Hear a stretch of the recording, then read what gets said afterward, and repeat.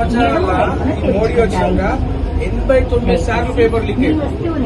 ఎంతో కష్టపడి పిల్లలను మనం బంగాళాలు తాకట్టు పెట్టి ఆస్తులను నమ్ముకొని చదివిస్తుంటే లక్షల కోచింగ్ సెంటర్లు పెట్టి చదివిస్తే వాడు ఎంతో కష్టపడి రాసినాక ఇంటికి వచ్చాక 2 రోజులకు ఎగ్జామ్ పేపర్ లీక్ అయిందని వార్త వస్తే ఎంతో మంది విద్యార్థులు సూసైడ్ చేసుకుని చదివారు.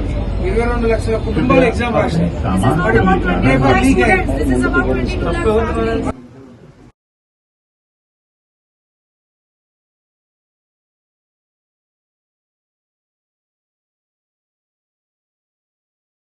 ధర్మేంద్ర ప్రధాన్ ఇస్తీఫాను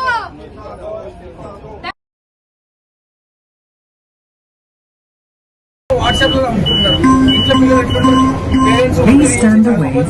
కష్టపడి ఎన్నో సాక్రిఫైస్ చేసి ఇల్లు పొలాలు బంగారం తాకట్టు పెట్టారో కోచింగ్ ఇప్పించి వాళ్ళు డాక్టర్ అవుతారనో ఐఏఎస్ అవుతారనో ఇంజనీర్ అవుతారనో వీళ్ళు దాన్ని లీక్ చేస్తున్నారు. అది కూడా 100 సార్లు 89 సార్లు. पेपर लीक हुआ है, वो एग्जामिनेशन कैंसिल हुआ है. దేశంలో యువత భవిష్యత్ ఏమైపోవాలి? ఎడ్యుకేషన్ మినిస్టర్ అనేటువంటి రిజైన్ కావాలి. మోడీ పాలన అనేది పోవాలి.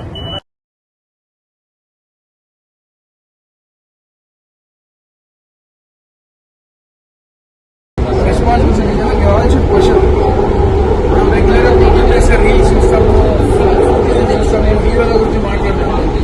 అలాగే సోషల్లీ రెస్పాన్సిబుల్ ఉంది. You should question our politicians. So మీలాంటి యూత్ దీన్ని రెస్పాన్సిబుల్ తీసుకోండి. ఇట్లాంటి జరగకుండా ఉంటాయి.